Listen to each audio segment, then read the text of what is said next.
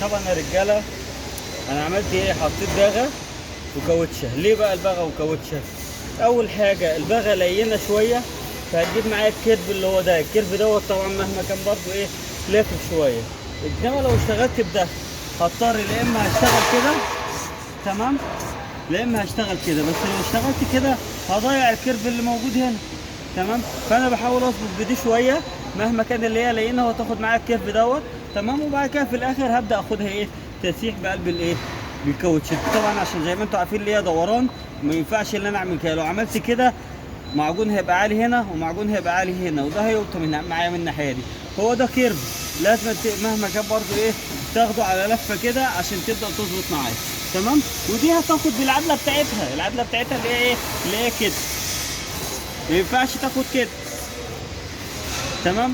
وما ينفعش يعني ايه، لا اما حاجه من الاثنين، لا تاخد على الاتجاه بتاع الكيرف بتاع الباب، تمام، لا اما تاخد ايه دوران. الدوران ده مهما كان هيصفي معاك، وفي نفس الوقت هيظبط معاك الايه المعجون. وانتوا زي ما انتوا عارفين ان احنا بنعجن بايه بالصلبه دي. الصلبه ديت بتعمل معايا ايه؟ بتعمل معايا بتسحب معايا كده، تمام. فهتاخد معايا قد ايه؟ حوالي مثلا 30 سم. 30 سم ده احسن من الباغه.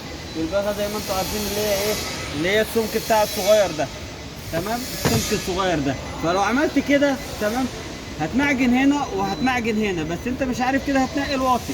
انما كده لما هتيجي تعمل كده هتاخد معاك الجزء اكبر مساحه، وفي نفس الوقت هينقي معاك الواطي اللي في الباب، تمام. وايه هياخد معاك ايه وقت قليل جدا جدا في الصنفره. في نفس الوقت لا هيهدر معاك معجون ولا هيعمل معاك اي حاجه، تمام.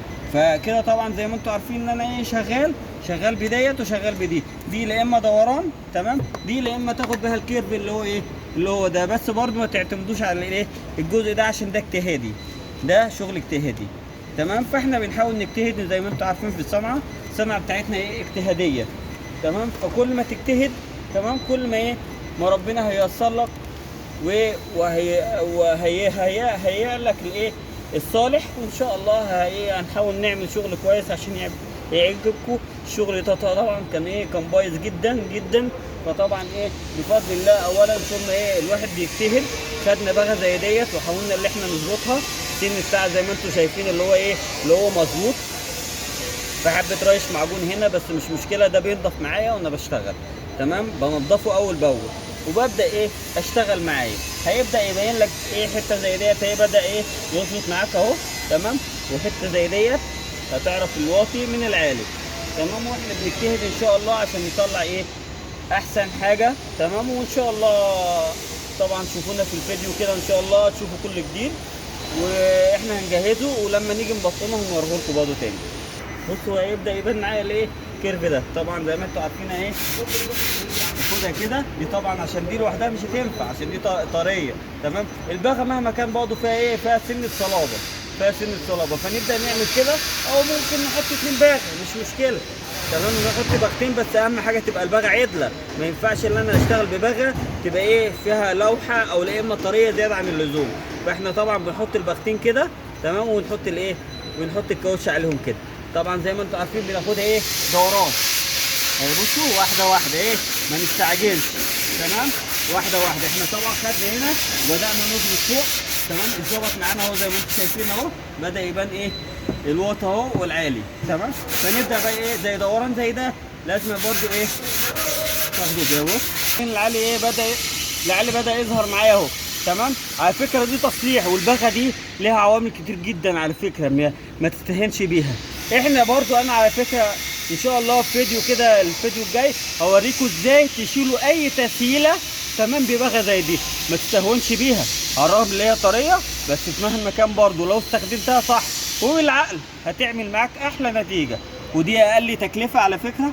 ممكن باقل تكلفه ممكن تعمل شغل ممتاز جدا.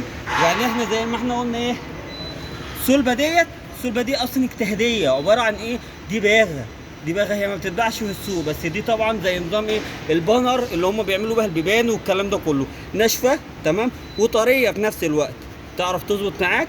وفي نفس الوقت دي انا بالنسبه لي احسن من الصلبه. ليه الصلبه مهما كان رفيعه، وفي نفس الوقت لو لفت معاك هتبوظ لك الدنيا.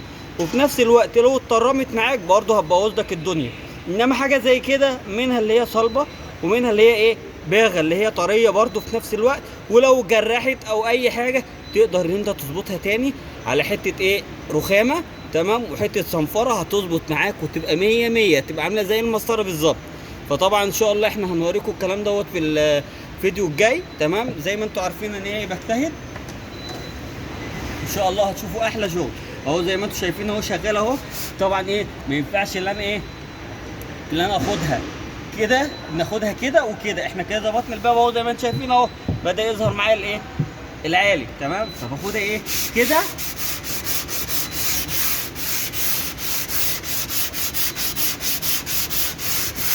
الصنعه بتاعتنا طبعا زي ما انتم شايفين اللي هي ايه مش صعبه، وفي نفس الوقت ايه مش سهله. بس احنا لو شغلنا دماغنا ان شاء الله هتشوفوا احلى شغل وباقل تكلفه. باقل تكلفه ان شاء الله هتشوفوا اداء ممتاز جدا جدا جدا جدا. شايفين انا باخدها ازاي؟ ما باخدهاش كده، انا باخدها كده اهو، عشان دي اصلا دوران. خلي بالكم برضه من نقطه زي دي، ايه شغل دوران اهو.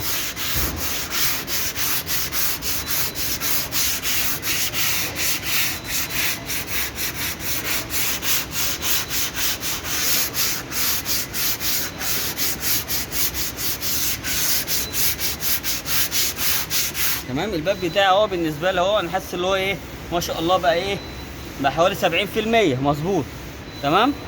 ببدا احسس بقى طبعا واشوف ايه بطول وانتم شايفين اهو. انا ايه اشتغلت شويه بالايه بالباغه، وهبدا اشتغل بالايه بديه، تمام.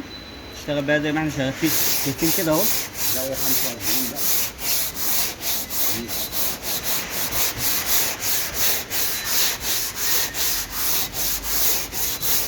طبعا يا رجاله زي ما انتم عارفين اللي احنا بنحاول نجتهد، تمام. واستاذ احمد طبعا ربنا يبارك له يا رب، هو طبعا مش عاوز اي حاجه من القناه ديت الا اللي انتوا ايه تدعوا له، تمام. وبيحاول يجتهد ويجيب لكم كل جديد. طبعا ما بيجيبش بالنسبه ليه هو بس، لا وبيجيب للصناعيه كلها، تمام. وهو مش محتاج اي مقابل الا اللي انتوا ايه تدعوا له، وفي نفس الوقت تشاركوه، عشان الموضوع كله اصلا هيعتمد مش هيعتمد عليه هو بس، ويعتمد عليكم انتوا كمان. اللي انتوا لازم برضه توضحوا اي واحد عنده اي نقطه جديده، اي حاجه جديده، اي اختراع جديد، اي حاجه في الصنعه، لازم ان اللي احنا زي ما طبعا ما انتوا عارفين النبي صلى الله عليه وسلم علمنا قال لنا ايه من علم شيئا وكتمه الجمه الله ايه في يوم القيامه به. فطبعا لازم تدعموه وتشاركوه، ولازم اللي انتوا تجتهدوا برضو لو في اي حاجه عشان ما يبقاش الحمل عليه هو بس. اي واحد عنده اي حاجه لازم يقولها. وطبعا زي ما احنا عارفين اللي احنا ما نحاولش اللي احنا ايه اللي احنا نقلل من مستوى الانسان اللي هو بيحاول يخترع او بيحاول يجتهد باي حاجه جديده. انتوا طبعا لازم تقفوا جنبنا، عشان طبعا مش لينا احنا بس، في ناس كتير جدا عارفه احسن من كده توضح لنا وتتكلم معانا عشان المعلومه طبعا توصل لناس كتير، وفي نفس الوقت تاخد جزاها وتاخد ايه ثوابها من عند ربنا طبعا اولا واخيرا.